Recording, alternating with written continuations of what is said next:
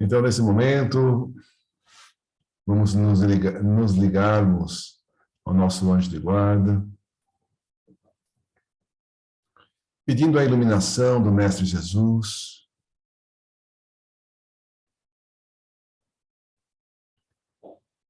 pedindo que ilumine a cada um de nós desse planeta maravilhoso. Ilumine encarnados, desencarnados. Agradecendo pela oportunidade de estarmos todos juntos, em um só pensamento, numa casa espírita, numa casa cristã, com o intuito de aprendermos um pouco mais sobre as leis que regem nossas vidas. E com esse conhecimento vamos nos reformarmos, nos esforçar para nos tornarmos melhores, colocar cada uma dessas leis em prática, aprendendo a ser mais caridosos, mais amorosos, respeitando o próximo, respeitando as diferenças entre todos nós, procurando auxiliar o nosso próximo e pedindo perdão pelos nossos erros, pelos nossos equívocos. Pedimos que ilumine a cada um dos companheiros que nós ofendemos. E que com essa ofensa, ele possa ter se tornado um inimigo nosso.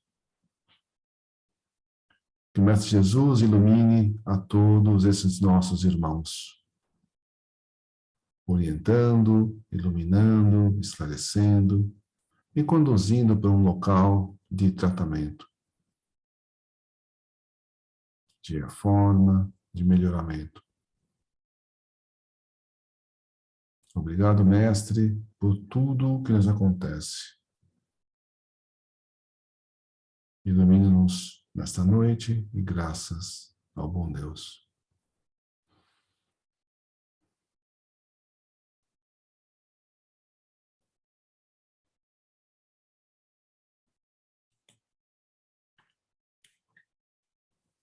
O Evangelho foi aberto no capítulo 13, que a vossa mão esquerda não saiba o que dá a vossa mão direita, e a lição é a piedade. A piedade. Muito bem.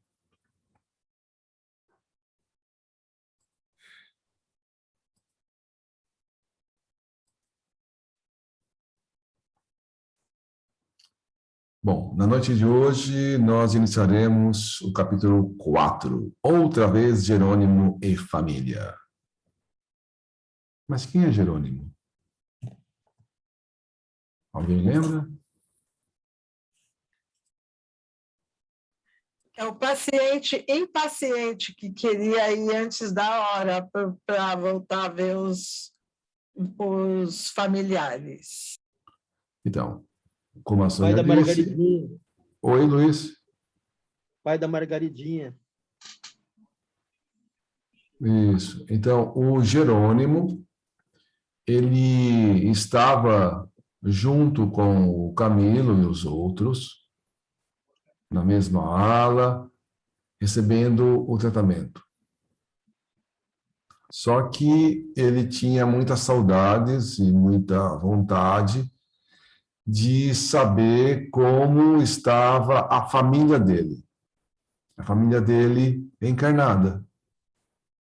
A esposa encarnada, os filhos encarnados, e o que aconteceu com essa família. E os mentores lá, os coordenadores do hospital, diziam para que ele não estava preparado ainda para reencontrar a família e reencontrar os danos que o suicídio dele trouxe para toda a família. Então, apesar da coordenação insistir para ele não retornar e para não ver a família naquele momento, ele insistiu tanto que eles concederam. Ele falou, tudo bem, você vai rever sua família, mas a gente está alertando que as consequências para você vão ser muito ruins. Porque ele voltou, ele veio para a Terra, veio para visitar os parentes encarnados, e ele viu que cada um dos parentes estava numa situação muito ruim. Um filho preso, as filhas e a esposa em situação muito, muito ruim. E parte disso é responsabilidade dele, porque ele tinha família, ele tinha uma certa posses, ele perdeu o dinheiro, ficou numa situação delicada financeiramente. E o que ele devia ter feito? Ele devia ter trabalhado, se esforçado, mantendo a família unida, mantendo a família com a parte financeira, financeiramente numa situação como pobre, trabalhador, né?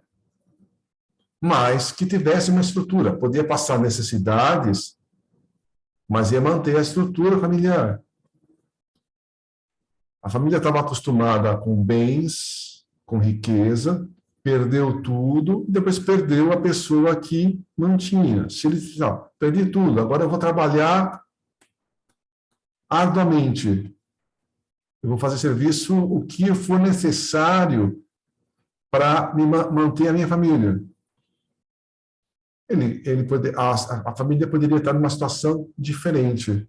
Então, ele se sente, além do suicídio, além de tudo isso que ele passou, aí ele viu a família numa situação muito ruim. Aí a culpa recai sobre ele.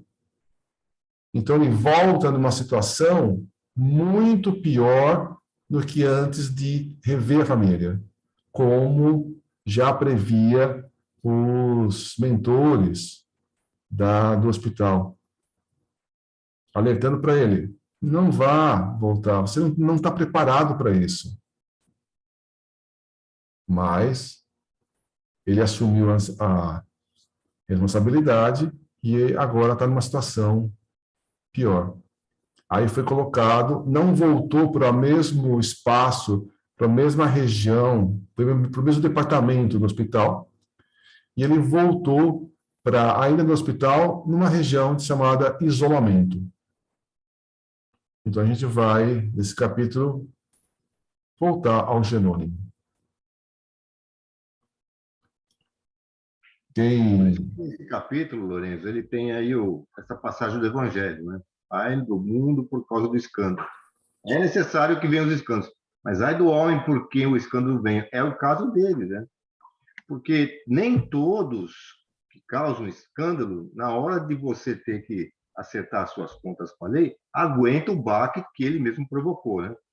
Então, se ele não soubesse e aguardasse, talvez ele teria mais condições de enfrentar aquilo que ele precisaria ter enfrentado agora. Mas ele quis adiantar, então o escândalo veio assim todinho para cima dele, mas ele não aguentou, né? Daí, então, essa condição em que ele se encontrou, ele precisou ser isolado dos outros, né? Perfeito.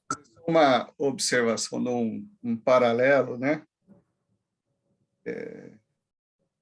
Nós tivemos a atitude do Jerônimo, né? Alguém aqui conhece a história do Barão de Mauá? Foi dos homens mais ricos do mundo. Se você der uma dica, eu acho que eu leio. Barão de Mauá. Tem filme, tem série. Foi o Paulo Betti, inclusive, que fez o papel, minissérie, né? Da Globo. Muito boa. Foi um dos homens mais ricos do mundo, né? Barão de Mauá. E ele era um visionário, né? Ele era o empresário do império. Ele foi tão visionário e tão rico que ele causava inveja em todo mundo. Primeiro, ele causava inimigos no empresariado financista inglês, que eram os imperadores do mundo, né? Era o centro financeiro. E também na coroa brasileira, né? Porque tinha um rei, mas o cara era, tipo, sustentava a coroa, outras coisas. Mas eu sei que fizeram, sabotaram o cara até a última. Ele foi à bancarrota. Mas tem que assistir, porque o que ele cara foi é coisa impressionante, as coisas que ele fez. Ele que botou o primeiro cabo submarino de telégrafo daqui para a Europa, essas coisas. Então, uma coisa assim impressionante que ele fez. Mas chegou uma hora que as dívidas que ele tinha, ele botou a ferrovia do bolso dele e tal. E aí foi aquele escândalo com os judiciário, que os caras não pagaram as contas para ele, os britânicos não pagaram as contas para ele, botaram ele para bancarrota. Vendeu até o anel, as alianças da esposa. Sabe o que aconteceu depois? Ele ficou o homem mais rico do Brasil de novo. Ele não se entregou. Tem uma história incrível, porque o cara, ele não se entregou. Ele foi para a bancarrota. Saiu de carroça. Carroça, assim, tipo, charretinha da casa dele, largou a casa, teve que vender tudo para pagar as dívidas, porque deram um golpe, né, no judiciário, na forma lá que o cara ele tinha o dinheiro a haver, né? E ele se reergueu. Foi exatamente aqui seria o antônimo do Jerônimo, na disposição de encarar os reveses da vida. Não é fácil, mas se tem alguém para a gente poder lembrar de um revés, foi esse Barão de Mauá. Legal. Muito bem. Eu não conhecia da história dele, não. É impressionante.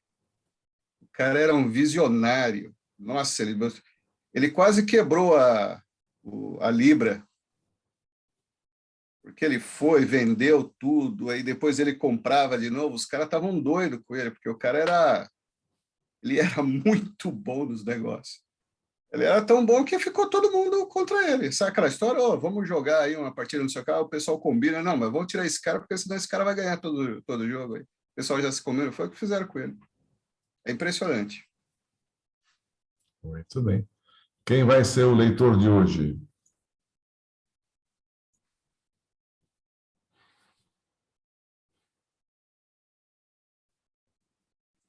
Se tiver candidato, eu vou de novo. Tem candidato não, gente? Pode ir, então, Sandra. Então vai.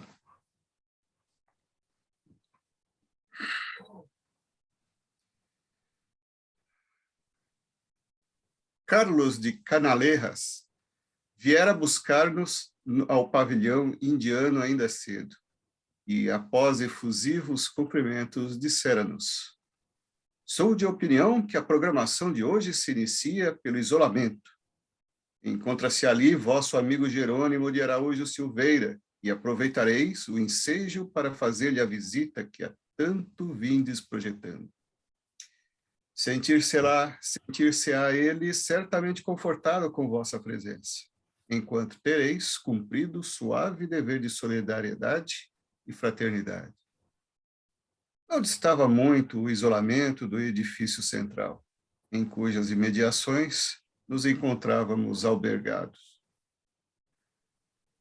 A perder de vista, estendia-se o planalto onde a cidadela do importante departamento se assentava, envolvida no seu triste sudário de neblinas.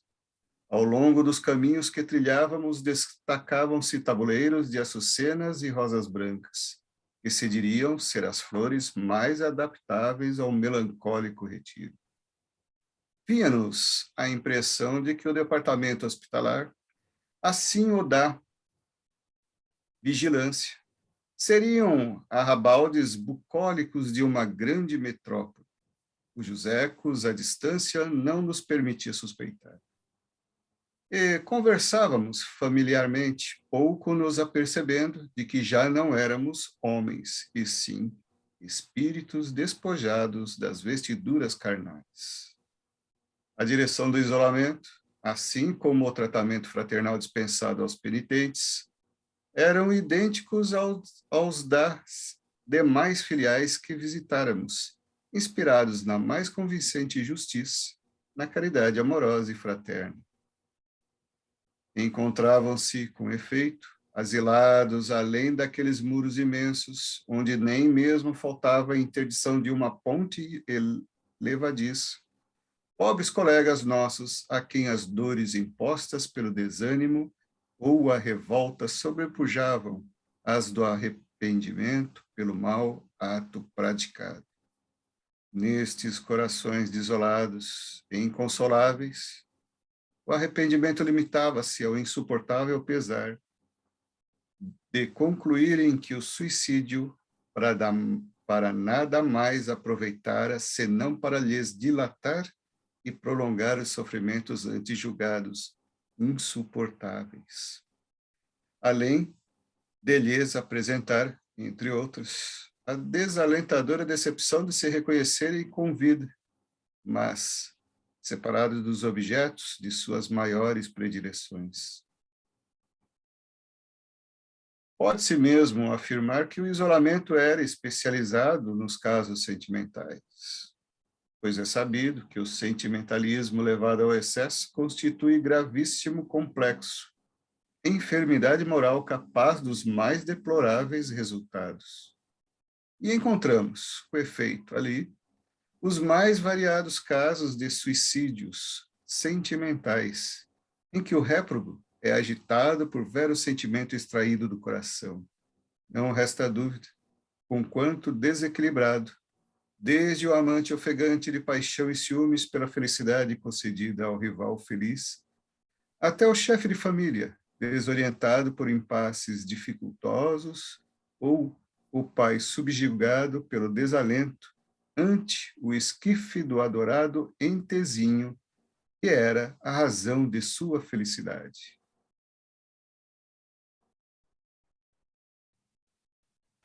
Então, aí a primeira coisa que ele fala é o ambiente, né, o tratamento que é dado em todos os departamentos são iguais. É sempre com muito amor, com muito carinho, sempre aquele grupo especializado, né, para tratar os internos. A parte da estrutura acaba refletindo os próprios internos e, nesse caso, o desequilíbrio tem a ver muito com o sentimento desequilibrado. Então, uma paixão doente,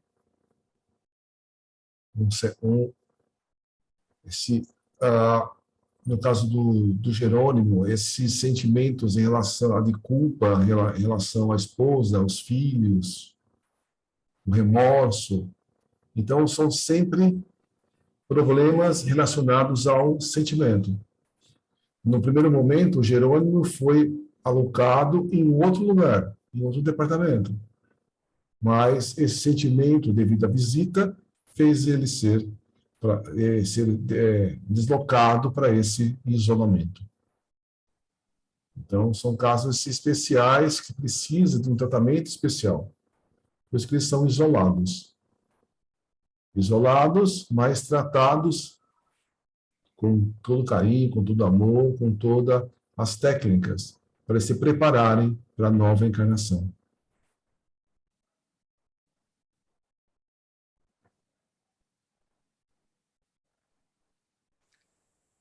Consternação geral dominava o ambiente dessa filial do Hospital Maria de Nazaré. Invariavelmente insatisfeitos, seus hóspedes apresentavam o característico das criaturas irresignadas e impacientes por tudo, além de se entregarem à dor sem se animarem a esforços para vencê-la, retendo-a, antes, com o exagero de um sentimentalismo doentio e piegas, enquanto engendravam novos motivos para sofrer, através de autossugestões pesadas que lhes envenenavam todos os instantes. A direção interna do isolamento, tal como a da torre, achava-se confiada a um sacerdote católico, ao invés de um daqueles atraentes iniciados a quem já nos habituáramos a ver à frente das organizações da colônia. Todo o corpo de auxiliares internos, aliás, era constituído de religiosos católicos, exceção feita do corpo clínico, que se compunha de psiquistas iniciados. Não obstante, o cargo mais importante, isto é, o do diretor, conselheiro e educador, se era ocupado por um sacerdote, era este também iniciado nas altas doutrinas secretas. Espírito de Estol, possuidor de méritos assinalados perante a lei e benquisto na legião dos servos de Maria, além de honrosamente graduado no seio da falange de cientistas que governava o Instituto Correcional Maria de Nazaré.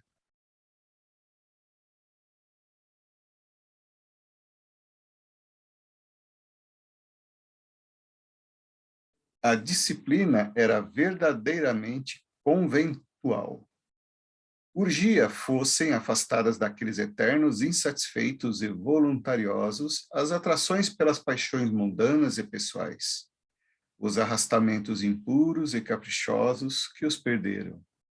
Cumpria a instituição que os acolhia instruí-los para os ditames da resignação na desventura, para as resoluções decisivas, para as renúncias inalienáveis, reconciliando-os ainda com verdadeira fé cristã, que, até então, desprezavam conhecer a luz do devido critério. Haviam sido, todos eles, educados na terra, sob os auspícios de ensinamentos católicos romanos. Em seus corações e em suas mentes, nas concepções religiosas que lhe dirigiam os pensamentos, não existia local para conceitos outros que não aqueles provindos da igreja que acatavam desde a infância.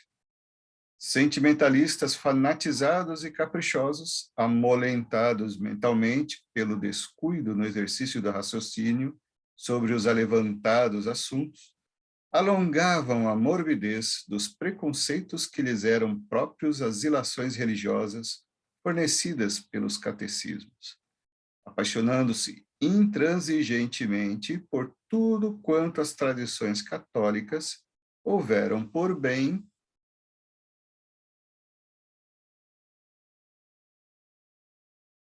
infundir no senso pouco amadurecido da humanidade. Muitos nem mesmo crença definitiva possuíam.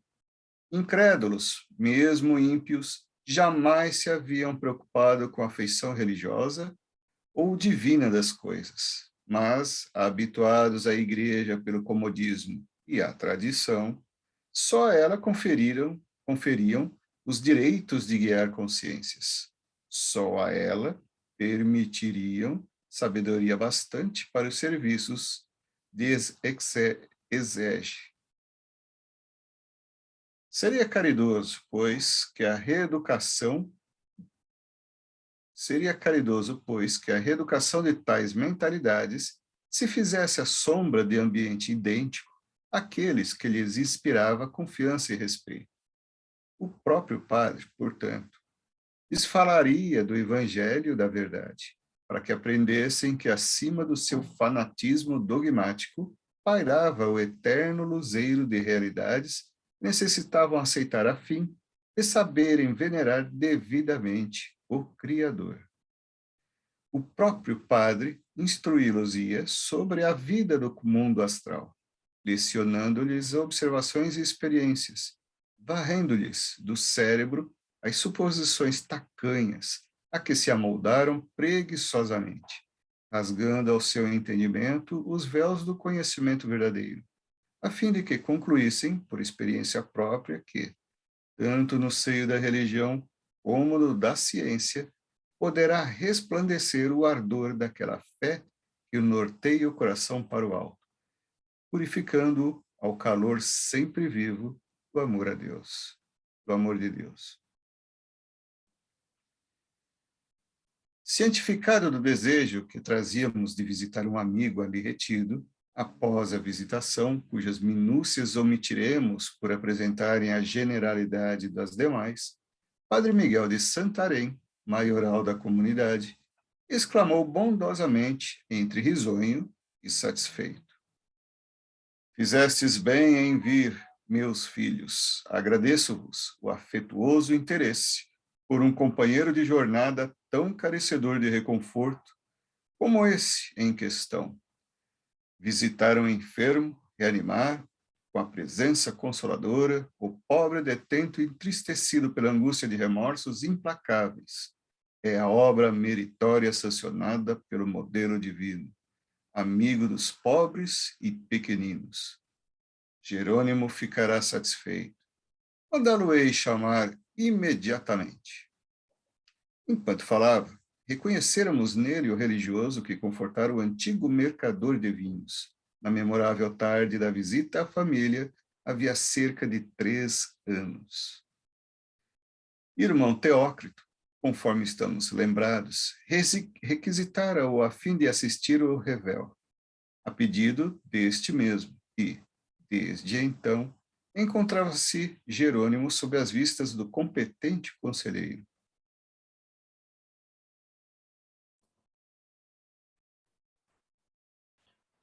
Então, aqui, esses irmãos que estão nesse isolamento, eles são todos católicos. Ou tiveram contato com a doutrina católica, a doutrina cristã. Eles não entenderam muito bem o que foi falado, o que foi ensinado, mas eles têm lá, dentro deles, já um princípio, né? De ensinamento que eles frequentavam, tudo mais. Então, eles acabaram juntando sacerdotes católicos para que o ensinamento partisse, né, de uma base que, mesmo que a base já seja ainda fraca, eles tenham uma certa base para ir construindo.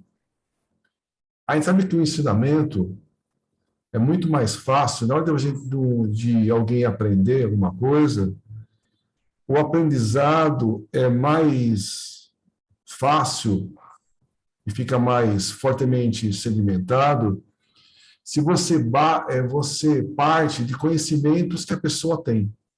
Então, você parte de conceitos que a pessoa tem e, a partir daquilo, você vai crescendo. Quando já tinham alguma noção sobre a doutrina cristã, foi mais adequado trabalhar com pessoas, com sacerdotes, do que trabalhar diretamente com os iniciados, que são hindus. Então, para não mudar radicalmente, né, o conhecimento, eles usaram essa estratégia para benefício dos companheiros do isolamento. Então, tudo cabe para a melhoria deles. E o isolamento é um isolamento que favorece a evolução deles. Então, Jerônimo não estava isolado. Agora ele precisa estar isolado. Então, ele precisa estar sendo isolado do conhecimento, da parte externa, de outras influências, para que ele se foque, medite e se melhore, para depois tomar conhecimento de outras coisas que podem perturbar a cabeça dele. Por isso que estão isolados.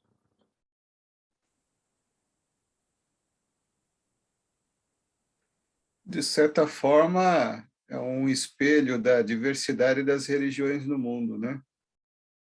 Cada uma de acordo com a cultura, a língua e as crenças.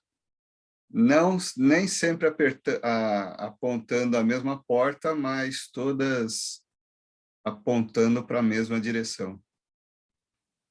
E tem mais uma coisa, viu, Sandro? Que eu lembro que o Chico, ele conhecia, através dos jornais, todos os times de futebol da segunda divisão, ele conhecia todos, inclusive o da primeira. Ele lia todas as notícias de jornais de acidentes, de morte, assim. Porque o pessoal que ele encontrava na rua, era isso que eles gostavam de conversar. Então, ele sabia introduzir, né, uma linha de pensamento que o pessoal estava acostumado, né?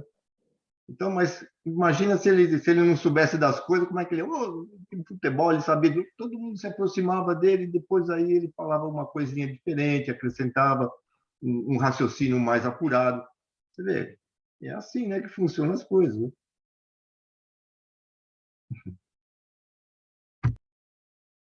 Não é? Enquanto aguardávamos a presença do companheiro de desditas, ia dizendo ao diretor do isolamento: vosso amigo entra em fase de transição, precursora do restabelecimento. Podereis apreciar nas circunstâncias que o rodeiam o padrão dos demais internos do nosso educandário, pois o isolamento se interessa por casos que têm, mais ou menos, os mesmos fundamentos, como não deixa de também suceder com as demais organizações do nosso Instituto. Após vencer a apatia que se conduziram às revoltas improfícuas, resultantes de desilações cruciantes, está preparado para a repetição das experiências em que fracassou. Encontra-se sob assistência rigorosa, onde é devido a todos que nos são confiados, pois seu invólucro perispiritual, assim a própria mente, carecem de profundos cuidados. Ao corpo clínico, destacado para os serviços deste posto, está afeto o tratamento daquele, o qual se resume em aplicações magnéticas especiais. A esta, porém, atendemos com as atenções inspiradas nos estatutos da Legião, que, no caso, aplica a reeducação, tratamento inteiramente moral, porque o mal que a Jerônimo infelicita, como o que atormenta a vós outros, somente com a renovação individual, operada interiormente pelo próprio paciente, será removido.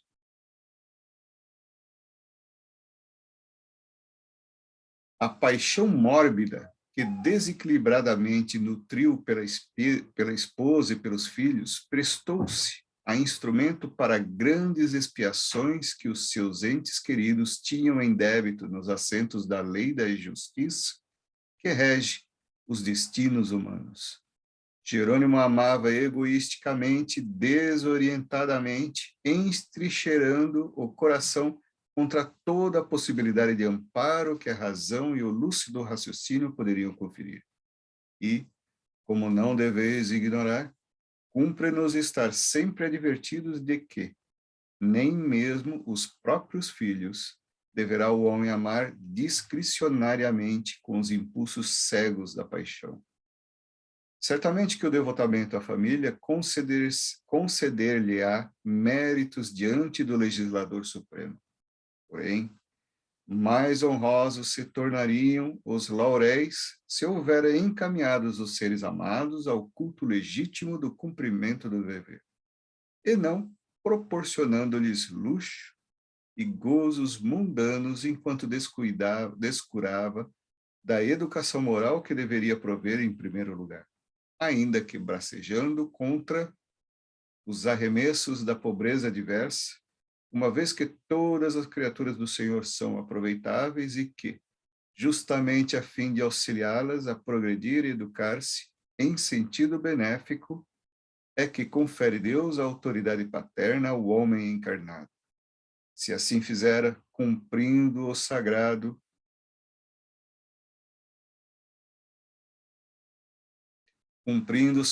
dever de pai previdente e honrado, Jerônimo ter-se-ia furtado ao amargor de situações embaraçosas, pelas quais se tornou responsável com o ato dramático do suicídio. Ei-lo, porém, que chega. Ele vos dirá coisas interessantes.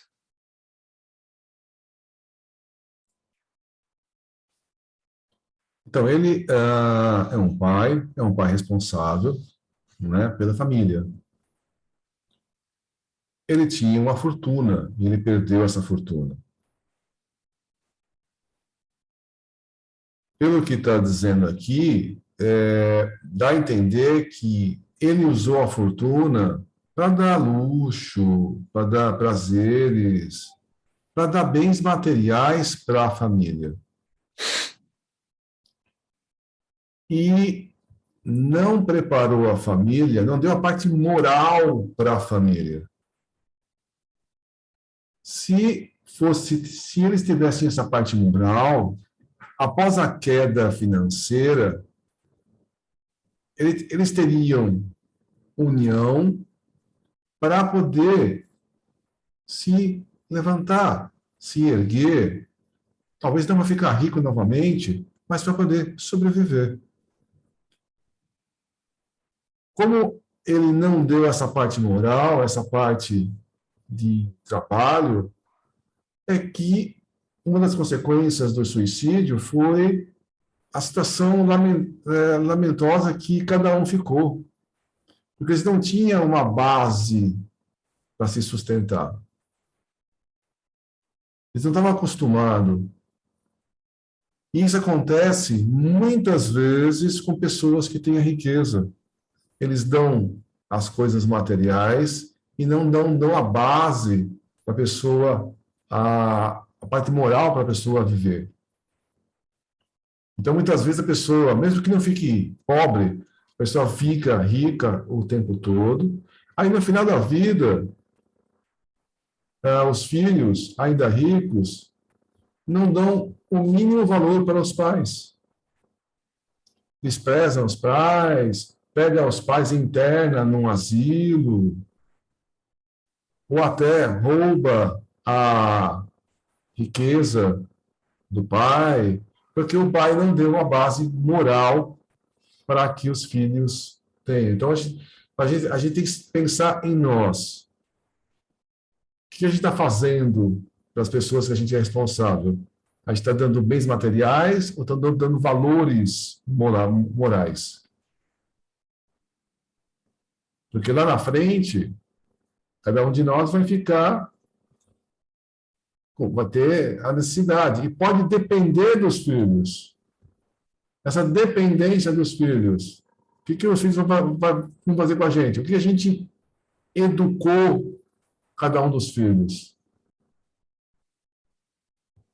Se a gente só deu bens materiais, eles só vão dar valor para coisas materiais. À medida que eu não consiga mais dar bens materiais, eu não tenho mais valor. Então, é isso que o Jerônimo também cometeu de erro. Além do suicídio, cometeu o tratamento não preparou os filhos para uma situação adversa. A gente tem que preparar para tudo, né? Preparar para a vida. De certa forma, isso está ligado ao próprio valor que ele dava, de fato, à vida, né? Porque quando ele perdeu o dinheiro, ele achava que ele não tinha mais serventia para nada. Então, parto da vida.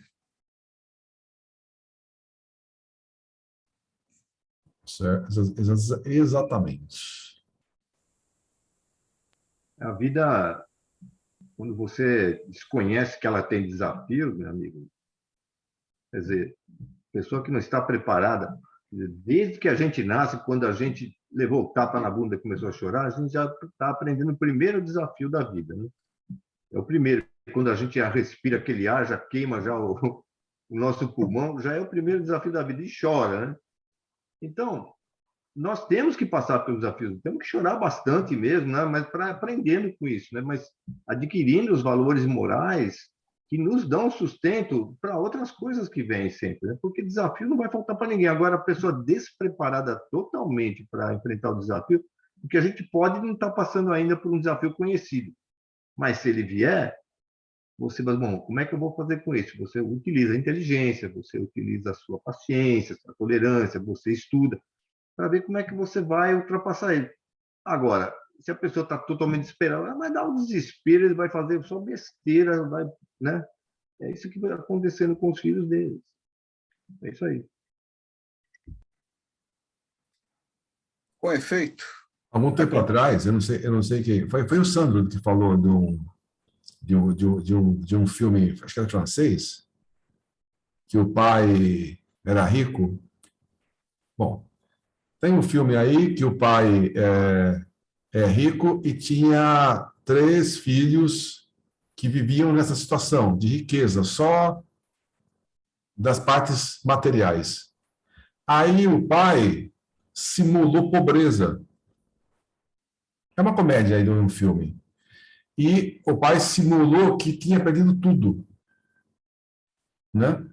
Para que os filhos sentissem, né? Eles ó, o pai falou, eu até agora só errei com os meus filhos, porque só estava dando com os bens materiais. Aí ele fez a simulação da pobreza, aí os filhos foram correndo atrás, né? E fez isso, fez os filhos crescerem, né? E se trabalharem e se desenvolverem para sair daquela situação. É uma comédia, é um filme, é uma comédia, tal. Não foi, acho que foi alguém de vocês que comentou esse filme aqui, não foi? Não? Bom, eu não lembro o nome do filme, que era. Depois eu vejo o nome do filme, mas é uma comédia que baseada exatamente nisso, no, acho que eram os riquinhos, alguma coisa do tipo aí. Mas depois foi assistido, acho que no Netflix. Mas é uma coisa, é uma coisa que me lembrou agora. não é? Com efeito, acompanhado por irmão Ambrósio, um assistente religioso, o antigo negociante do porto entrou no compartimento onde nos achávamos e atirou-se aos nossos braços, comovidamente. Obrigado, queridos companheiros, exclamou, por vos terdes lembrado de minha humilde pessoa tão gentilmente. Vossa visita cala-me docemente no coração. Se soubesseis quão terríveis têm sido as minhas aflições. Abraçamo-lo com efusão, apresentando votos pela sua felicidade pessoal, pois outra coisa não sabíamos, até então, dizer ou desejar aos amigos. Pareceu-nos Jerônimo assaz mortificado. Reconhecemo-lo sereno, senhor de maneiras tocadas de encantadora distinção, a qual não lhe conhecêramos antes. E pensamos em que, certamente, o isolamento, dirigido por virtuosos espíritos de antigos sacerdotes, teria a missão de elevar também o nível de boa educação social, como internato conventual que era. Ardíamos pelo desejo de interrogar o antigo comparsa do Vale Sinistro, de recolhermos novas dos seus desgraçados filhos, que lá ficaram, na terra, amortalhados de lágrimas e desditas. Mas o receio de uma indiscrição deteve-nos, o que fez que o silêncio se prolongasse após os cumprimentos. Logo, porém, o virtuoso mentor Santarém encaminhou-nos a feliz ensejo, conhecendo a sinceridade que nos impelia. Falávamos de ti, meu caro Jerônimo. Teus amigos desejavam saber se te sentes melhor e mais reconfortado no amor de Deus, pois partirão em breve para outro plano de nossa colônia e, vindos para se despedirem, estimariam levar a impressão de que deixam para trás um amigo em vias de verdadeiro reerguimento. Aplaudimos, corroborando tais expressões como um incentivo de nos mostrarmos a Ele próprio, resignados e confiantes nos dias por vindouros, e acrescentamos: amparados por amigos tão desvelados como os que deparamos desde que para aqui nos encaminharam.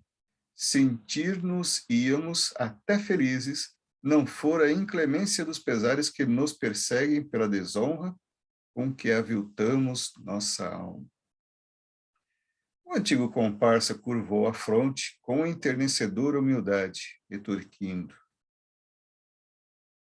tendes razão, meus caros amigos. Será possível, sim, para nós outros, o alívio supremo na conquista da resignação e da fé, que levará à conformidade. Felizes, porém, não creio que poderemos ser tão cedo, porque não será dada as vias do suicídio que a individualidade encontrará essa deusa felicidade, que mais se afasta quanto maiores forem a revolta e a insubmissão no coração que a deseja. Quisera eu que o suicídio me houvera para sempre exterminar o ser. Assim não foi, porém. E assim, não sendo, compreendi que só me restava curvar ao inevitável, enfrentando com resignação e fortaleza de ânimo a amargorosa situação por mim mesmo criada. Devo a solicitude de irmão de Santarém a seus conselhos e exemplos edificantes, como aos seus abnegados imediatos e às regras verdadeiramente providenciais desta mansão educadora, a transformação que em mim se vem operando. Tal como vós, sorvi o meu cálice de fel, traguei muitas amarguras entre uivos de desespero e blasfêmia de réprobo. Mas hoje me sinto outro indivíduo, a quem a confiança no amor do Ser Supremo ressuscitou dos escombros da mais nefasta descrença, porque descrença mascarada com a hipocrisia da falsa fé, da afetação da virtude, as quais se mostravam com a ostentação convencional, o que, se satisfaz a sociedade, não aproveita, no entanto, nem mesmo para convencer o próprio que a estimulou, quanto mais para edificar a sua alma perante o Criador. Eu poderia ser feliz, meus amigos, de algum modo, rodeado com a atenção destes nobres e excelentes protetores, instruído, fortalecido, confortado, como me vejo por sua incansável caridade, convencido das lutas e deveres que me cabem, disposto a enfrentá-los quanto me acho. Mas cometi um crime de duras consequências, de consequências extensíssimas para mim e os meus. Contemplo-me carregado de falhas e não me posso, de nenhum modo, sentir satisfeito em parte alguma, quando o arrependimento vivo e ardente flagela minhas horas, exigindo o resgate imediato a fim de que a serenidade me retorne ao coração, permitindo-me novos empreendimentos, dignificantes e honrosos, justamente o oposto dos atos de antanho. Devo confessar-vos que, como comerciante que fui, falido, arruinado, traindo a confiança de firmas honestas, com as quais mantivera compromissos de instituições bancárias cuja honorabilidade não levei ao devido apreço, e até das autoridades municipais, pois grandes prejuízos dei também às fiscalizações legais, como aos direitos alfandegários, visto que pratiquei não raras vezes o contrabando. Envergonho-me de tal forma, por não me ter esforçado por sair honrosamente deste emaranhado de inferioridades. Vejo-me tanto de haver solvido tais compromissos e acobertando-me sob a macabra ilusão do suicídio, que o rubor só me desaparecerá das faces quando me for possível ser comerciante outra vez, a fim de solvê-los pessoalmente, digna, honestamente. Oh, que ato indecoroso cometi perante a sociedade, meus amigos. Eu devo e não paguei. Eu defraudei os sacrossantos direitos da pátria, da abençoada terra em que vivi. Tenho compromissos vencidos, empréstimos, contas e mais contas, letras e mais letras a pagar. E nada resgatei até hoje. O peso desta desonra converteu-me os dias em torturas ininterruptas. Desventuras que, por minha incúria, atingiram meus filhos. Felizmente, porém, a lei da sábia providência confere ao espírito falido meios honrosos para libertar-se de situações incômodas e vexatórias como essas. Jerônimo, em futuro não mais afastado, poderá reparar tais compromissos, recuperando o beneplácito da própria consciência, servindo-se de experiências novas e novos ensejos, graças à reencarnação, que a todos é facultada como meio de progresso e reabilitação. E ele, bastante animado, se encontra para a jornada nova. Acudiu o irmão Santarém, cortando a expansividade humilhante para o próprio expositor.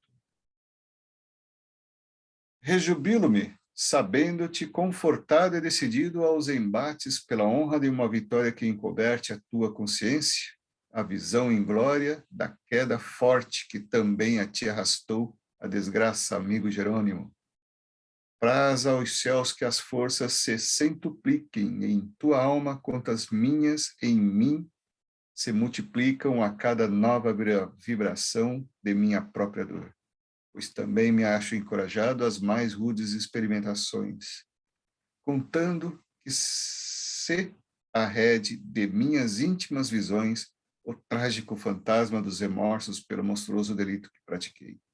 Vibrou Mário Sobral, a quem impressionante estremecimento sacudiu, fazendo-o agitar as mãos como que se esforçando por desvencilhá-las de algo que o inquietasse e afligisse. A prece, que aprendi a praticar, tornando-a em manancial indispensável à minha pobre alma, guiado pelas férteis exortações de irmão Santarém, continuou o ex-comerciante do porto. As súplicas veementes que aprendi a dirigir a Maria, nossa mãe e guiadora, concederam-me a trégua precisa para reunir os pensamentos atropelados pelo desespero e fixá-los no bom raciocínio, acontecimento que foi a chave áurea para a solução de muitos problemas por mim considerados insolúveis. A sorte imprevista de meus infelizes filhos, aos quais tanto e tanto amava, a conduta desumida, prostituída e envilecida, como eu, incapaz de consagrar-se ao dever, vencendo honestamente as difíceis circunstâncias da miséria, eram fatos que me dementavam até a loucura e a blasfêmia, convertendo minha alma na de um réu selvagem e danado, como não seria a fera dos sertões africanos. A prece, porém, continuada, humilde, tal como o bom conselheiro recomendava, corrigiu a anomalia. E pouco a pouco recobrei a solução do senso, parecendo-me, ao depois de serenado o ânimo, estivera durante séculos mergulhado nas trevas inferiores da irresponsabilidade.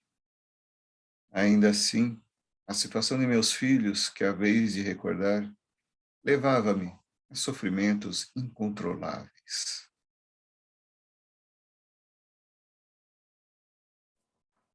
Sofrimentos inconsoláveis. Inconsoláveis. Então, aqui a gente está vendo que o Jerônimo já se modificou.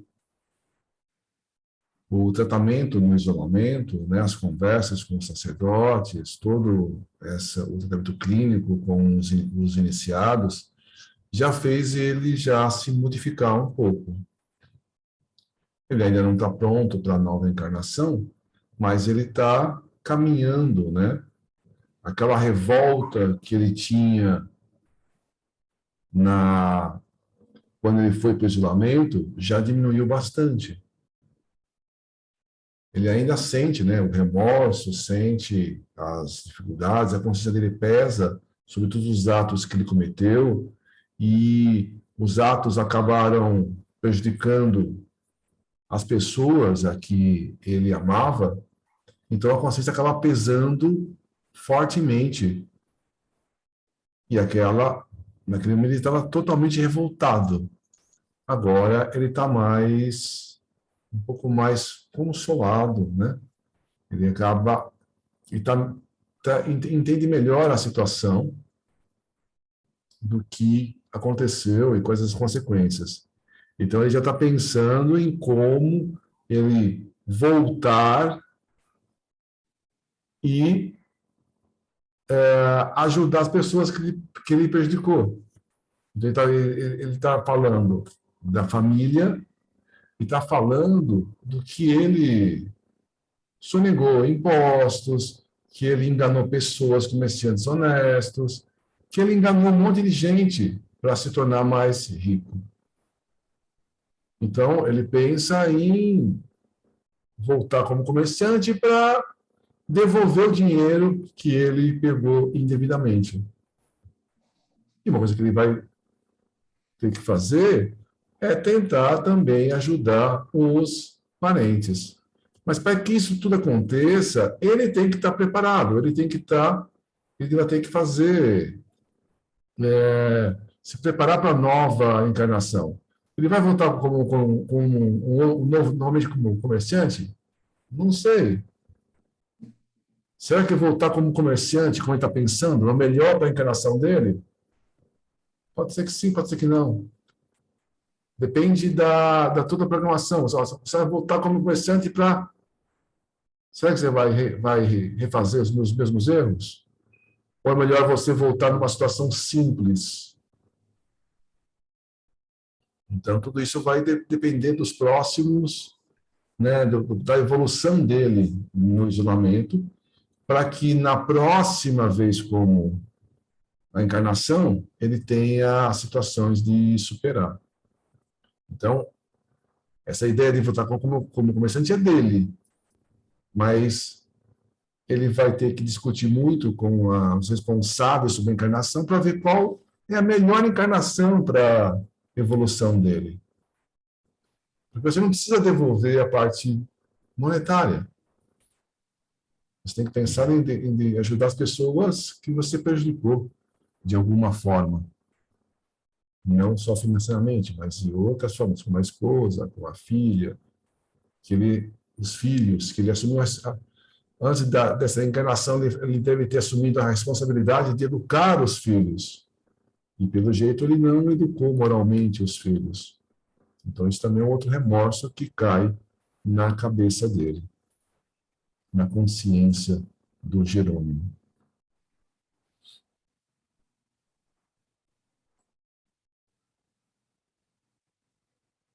Lourenço, aí também tem uma coisa, né? Todos aqui, né? A questão só não é ele voltar para repor o dinheiro que ele, né, deveria ter pago, não pagou. Né? A questão é que ele vai voltar para a encarnação e ele vai passar por uma prova da qual ele vai ter a chance de pagar os impostos direito ou não. Se ele não pagar os impostos direito, fazendo a analogia aí então a expiação dele vai ser muito brava, né? Porque o amor cobre a multidão de pecados. Ou seja, se você moralmente for, não, agora eu tenho que pagar impostos, eu tenho que ser honesto, eu tenho que ser moral. Quando você começa a reagir assim, é sinal de que ele evoluiu realmente como ele pretende, né? Por isso que tem que se preparar bem lá. Mas quando chegar aqui, ele vai passar pela aprovação. E muitas vezes, se ele cair de novo nas malhas da invigilância, né? Então a expiação vai cair com todo o poder sobre ele, né? Ele vai acabar perdendo muita coisa, pode ser muita coisa acontece para poder corrigir a pessoa, né? Corrigir a pessoa. Outra coisa que eu queria mencionar também que eu achei legal foi a mudança dele, né? A convivência dele com esses espíritos aí que vieram da origem católica e tudo mais, né? Então, o Emmanuel, ele fala assim, né, que nós, para termos autoconhecimento, nós temos que nos ver em espelho, né?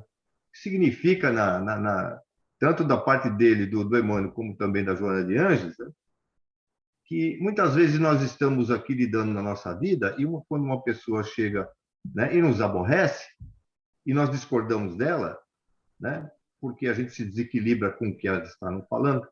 Então, ela é o espelho nosso. Quando nós nos aborrecemos, na verdade, que a gente está discordando dela, na verdade, é a imperfeição que está dentro de nós, que está enxergando aquele problema que ela está jogando nas nossas costas, né? É um espelho da vida.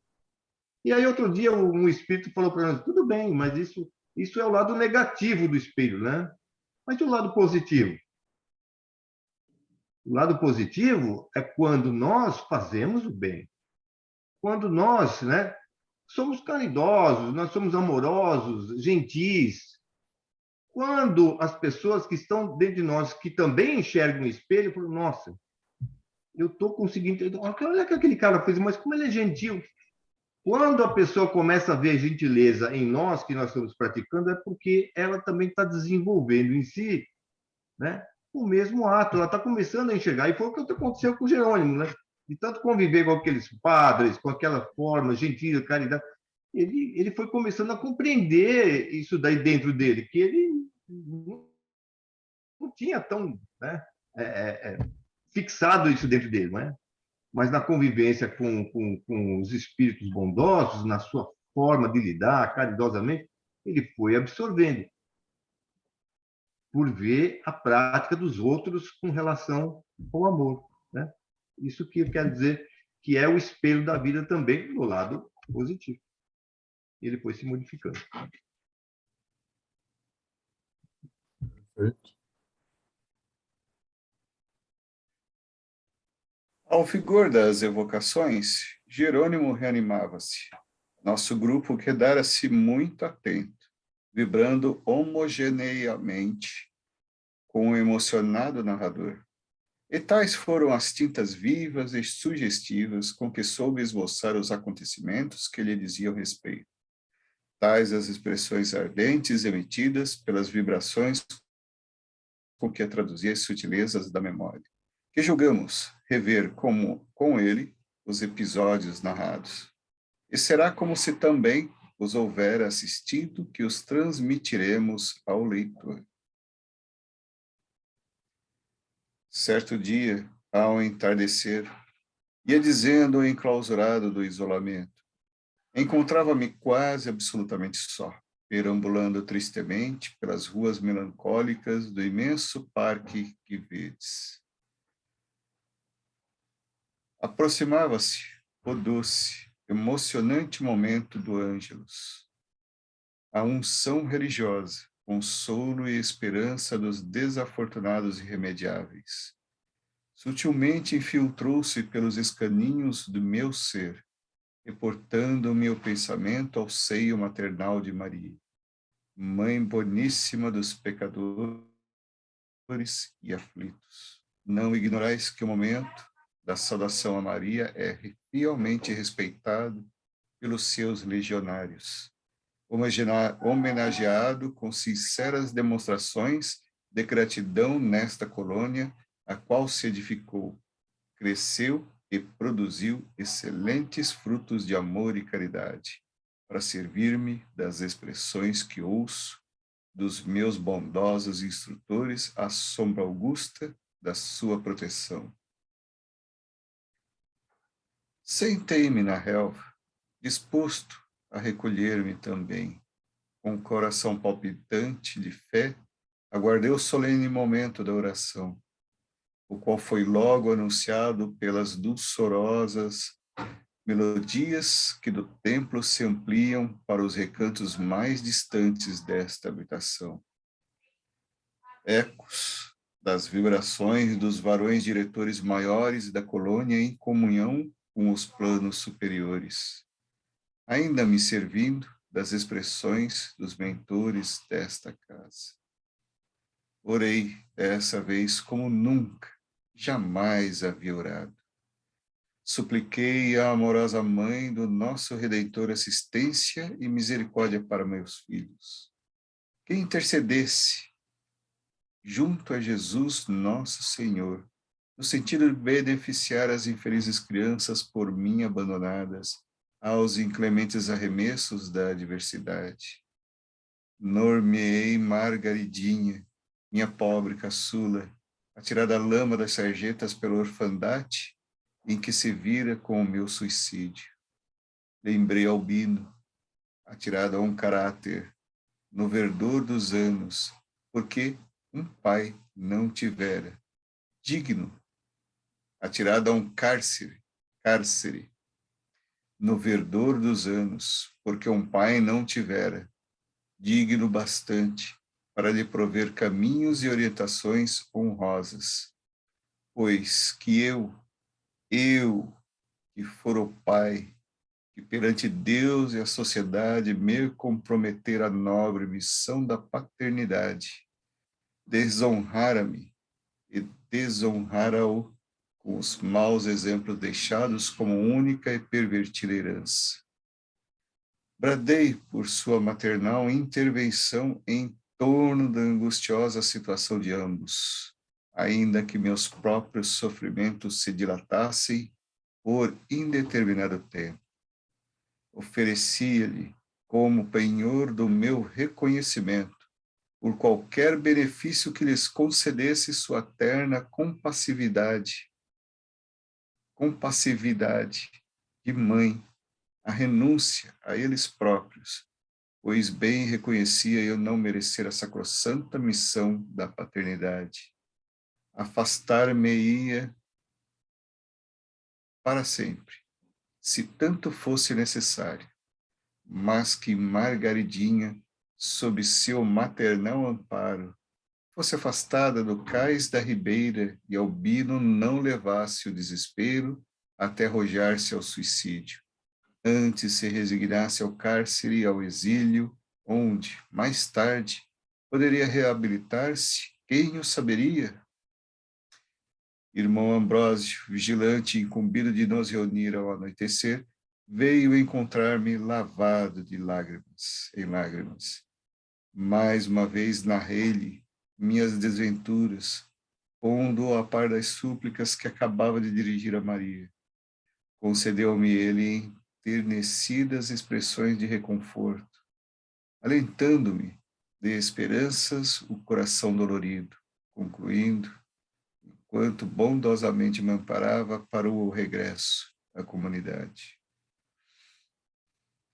Deves perseverar nessas rogativas, meu caro Jerônimo. Faze-o com bom ânimo e coragem, exalçando energicamente, tanto quanto possível, o grau das tuas orações, a fim de que repercutam harmoniosamente teus pedidos, no momento muito justos, nas superiores camadas astrais onde viceja, irradiando flores de auxílios e bênçãos, a amorosa caridade da Dulcíssima, guardiã de nossa legião.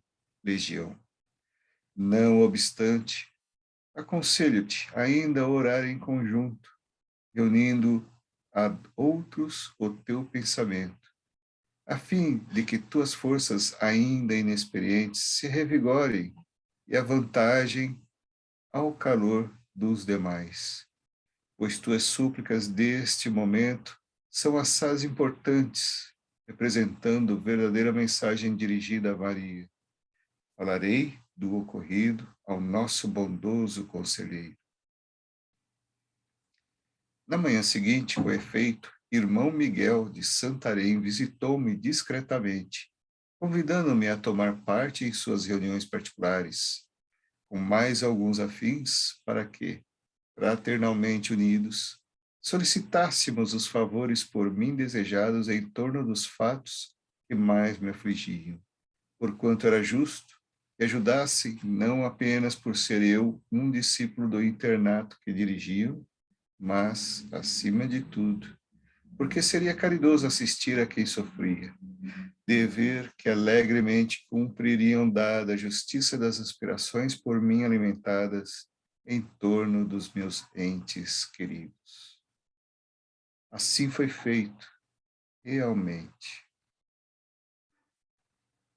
Sob as frondes farvalhantes em certo recanto, isolado do imenso parque, e quando as melodias da saudação diária a Maria enleavam de suaves sugestões a quietude harmoniosa do crepúsculo, irmão de Santarém alçava o pensamento fiel e humildemente transmitia em preces sentidas o meu pedido à celestial Senhora. Deixei assim, por várias vezes, minha alma arrastar-se através do traçado luminoso que iam deixando as mentes virtuosas dos meus boníssimos conselheiros, e acompanhava, vibrante, de confiança e de esperança, as expressões que, do âmago do ser, arrancavam em meu benefício. Repetiram-se estas simples e doces reuniões muito em segredo, durante algumas vezes seguidas, e sempre generosas e ardentes. Os nomes saudosos de meus filhos eram ali pronunciados diariamente, e como era consolador ao meu compungido espírito ouvir que a eles caridosamente se referiam os amorosos seguidores do complacente Mestre Senhor, que até alçado nos braços infamantes da cruz, tratava de regenerar os pecadores, condoído de suas grandes misérias. Eterna esperança e humilde paciência e respeitosa resignação visitaram os meandros do meu ser, qual raio de sol levantado aleluias nas trevas angustiosas depois de uma noite de tormentas. Passados que foram alguns poucos dias, tive a surpresa de ver reclamada a minha presença no gabinete do irmão diretor. Apresentei-me, inquieto e comovido, pois havia muitos anos que me habituara a somente reconhecer de sabores em volta de meus passos. O diretor, porém, cenerou-me logo de início por apresentar-me pequeno rolo de pergaminho, espécie de papiro, estruturado em raios de luz compensada, enquanto era eu informado do que acontecia. Antes de mais nada, dai graças ao Senhor todo bondoso e misericordioso, caro Jerônimo. Vossas mensagens a Maria alcançaram êxitos perantes as leis eternas e incorruptíveis. Aqui está a resposta de nossa amável Senhora e Guardiã, a qual, em honra ao seu augusto filho, atende à intervenção que lhe rogastes.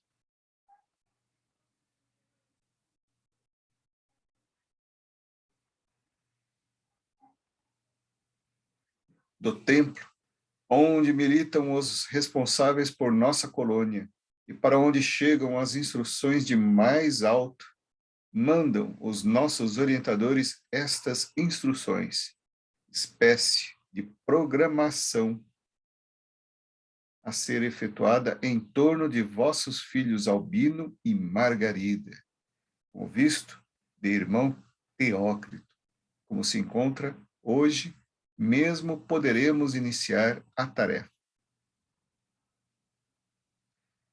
Aturdido com o inesperado da notícia, nada respondi de momento, deixando, porém, que minha alma célere externasse no segredo do pensamento o meu agradecimento ao Deus bom, ao Deus misericórdia, que tão prontamente permitia fosse eu atendido nos meus mais fortes desejos do momento.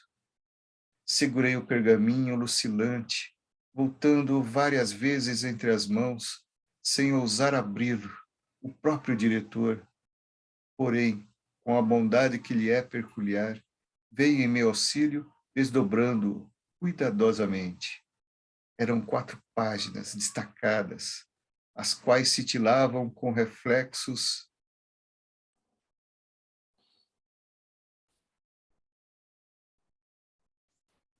Cena dos próximos capítulos.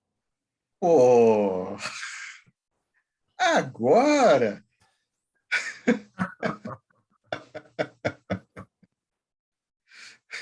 Oh, o Lorenzo sempre faz isso, viu? Dá aquele negócio lá na hora que eu tchan, aí deu o intervalo comercial, acabou o capítulo, cenas dos próximos capítulos. Bom, o que a gente pode pegar desse finalzinho? O Jerônimo, ele ama Delicioso. muito os familiares. E ele está muito preocupado com como as consequências do suicídio e, e das atitudes como pai levou, né, para a consequência da situação que está os filhos. Aí o que acontece? Ele começa a entender que a oração é algo importante. E ele tem auxílio nessas orações. Ele tem ajuda para orar para Maria, mãe de Jesus,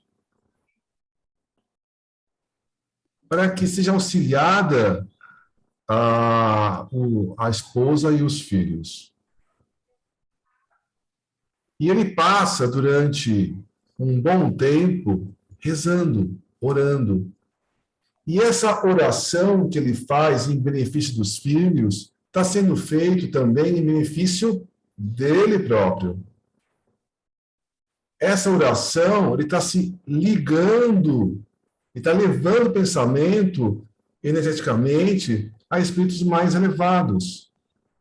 E ele em si está se beneficiando. Com essas orações diárias, ele está se melhorando. Ele está fazendo essa reflexão sobre os atos, analisando a consciência dele. Então, tudo isso, esse é um tratamento, essa oração diária que ele faz, pensando no benefício do próximo e querendo falar, eu quero o benefício deles, eu não quero nada para mim. Ele está se desprendendo dele e se dedicando ao próximo.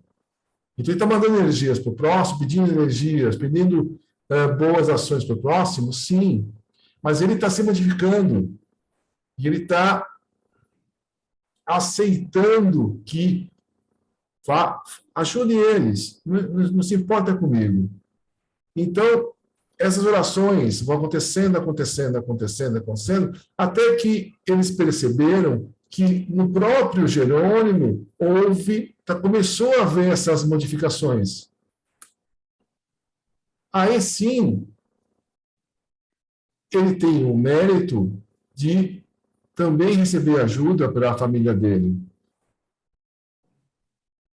Então, esse capítulo está na metade do capítulo.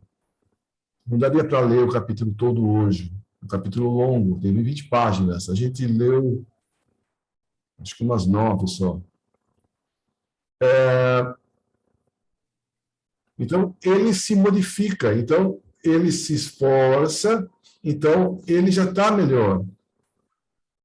E assim, ele trabalhando, pode também ajudar a família. Mas o Jerônimo, está numa situação melhor do que ele entrou.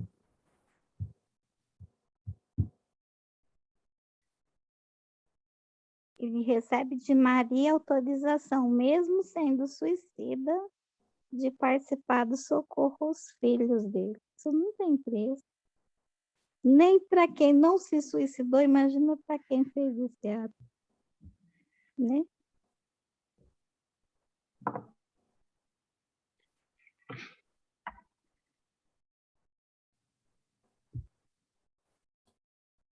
Emociona esse pedacinho aí, emociona muito. nessa leitura, só nessa leitura de hoje, não sei se vocês perceberam, quantas vezes se falou o nome de justiça, quantas vezes se falou o nome de misericórdia, ou caridade, ou amor, né? Que estão englobados aí. Mas tem um negócio curioso, né? Porque a lei natural, na verdade, ela é a lei do amor.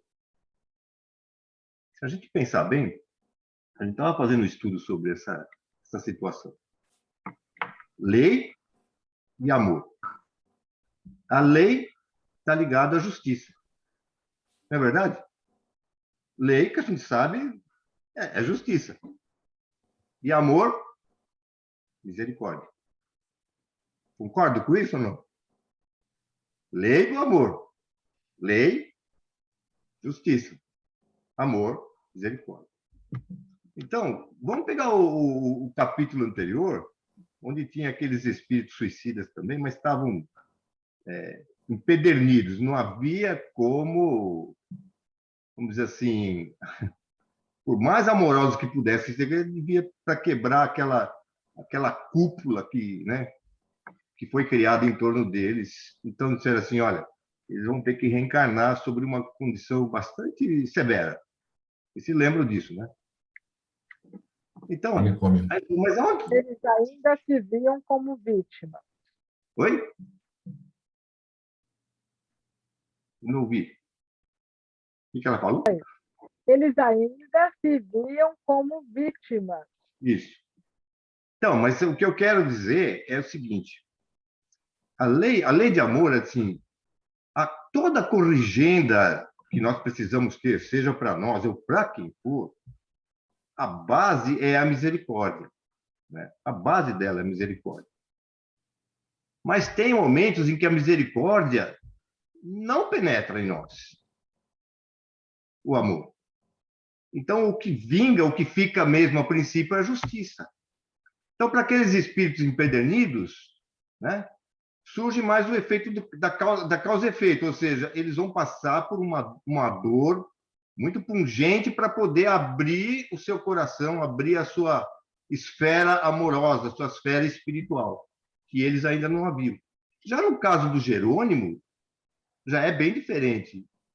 Ele começou já a compreender tudo isso. Então, à medida que ele compreendeu tudo isso, não mais o amor se faz ali, a misericórdia, né, penetra. Então, de certa forma, vai ajudá-lo, porque nas suas preces ele foi ouvido, né?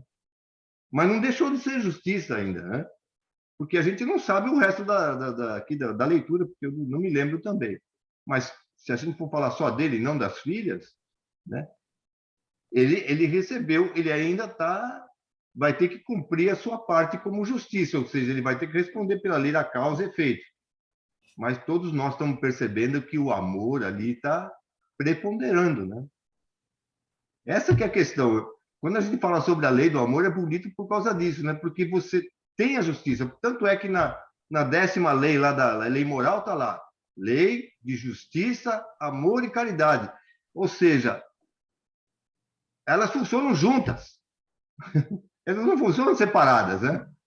Só que no equilíbrio você precisa mais de uma do que outra. Você precisa, às vezes, mais do efeito físico para poder recuperar uma pessoa do que o efeito amoroso, né? Por mais que você faça amor, a pessoa não consegue modificar. Então, precisa, parece que o Dito sempre falava, né? Daquele negócio para cada toco você tem um tamanho do martelo, né? O toco pequenininho, uma marreta pequena. Para o toco grande, uma marreta grande. Não tem outro jeito para você ficar aí, né? Então, no caso do Jerônimo, ele já a marreta dele já foi um pouquinho menor do que dos outros ali. Né? E é gostoso isso porque o envolvimento do amor daqueles que atendem o Jerônimo e todos os outros ali é que vai criando uma situação muito favorável da pessoa compreender, né, como é que tudo se transforma. O duro é quando a gente encarna, como nós estamos encarnados, que a gente endurece um pouco o nosso coração, né? A gente não é tão amoroso, mas a gente está tentando, né? Né, Lourenço? A gente está tentando ser mais amoroso. Né? Tentando. É assim que a gente vai se modificando. E vão surgir situações na nossa vida para que a gente seja mais amoroso, né? Para a gente ofertar essa energia que ainda talvez esteja presa dentro de nós, né? Sendo bondoso, caridoso, gentil, enfim, tudo isso ajuda, né?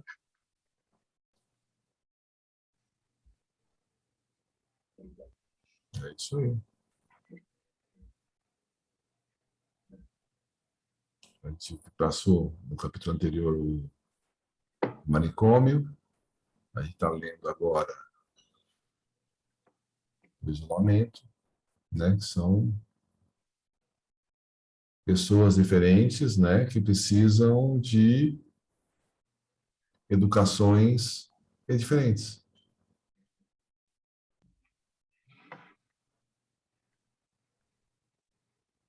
Mas todos nós vamos caminhando em frente, a vejo evolução. assim, Mas eu concordei com o Sandro, viu? Parar nesse ponto aqui, viu? Criou um auge assim, eu falei, agora vai falar que eu estou curioso para saber como. Parou. eu vejo assim, que o arrependimento sincero dele fez com que reacendesse o amor que tem dentro dele, né? Sem dúvida, Ângela, sem dúvida. E aí, para que ele possa realmente praticar esse amor, as orações e os pedidos dele serão atendidos, né? Você falou um negócio sério, porque, na verdade, a gente começa a pensar que todos nós, todos os seres humanos aí têm essa centelha divina, né? Só que algumas não estão desenvolvidas, né? Mas quando você se encontra num meio, né, em que é propício você aflorar essa centelha divina, ela vai aparecer, né? É por isso que a gente tem que entender que no meio que a gente vive, quando a gente desperta nos outros, né, uma luz, uma gentileza, sabe, sempre vai criar no outro uma visão positiva, né? Por mais que a gente não ache que não, mas tenha certeza que sim.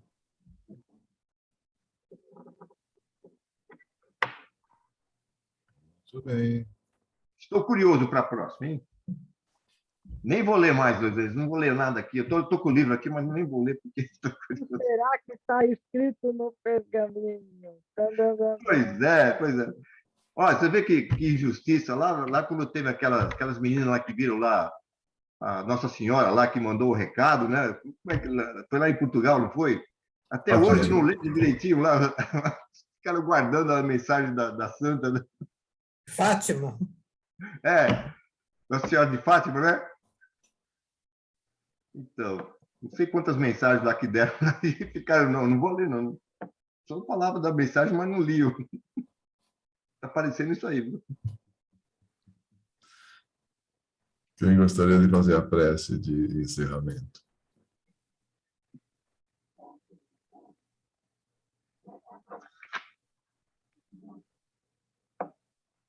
Eu faço, Lourenço.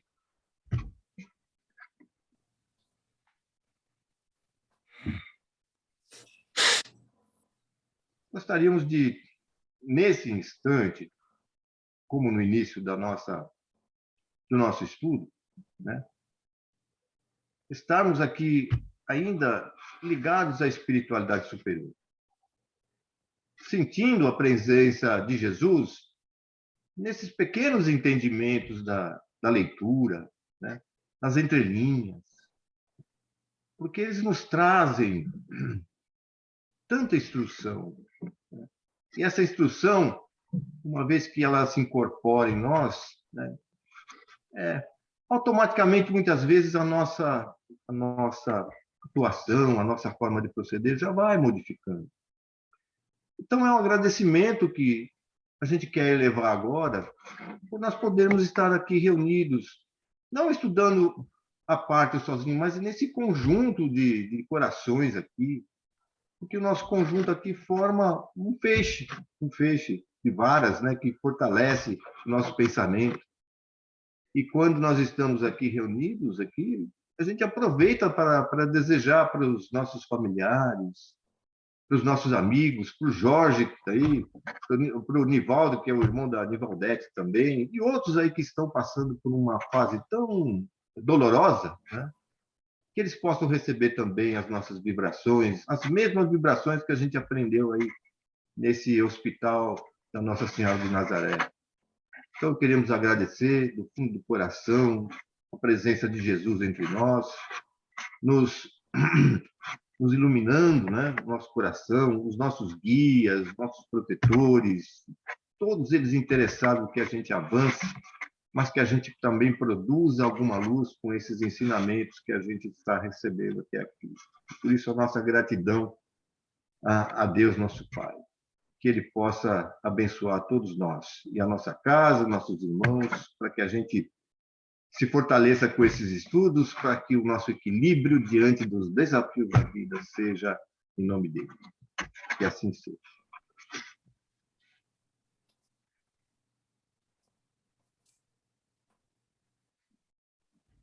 Boa noite. Roberto?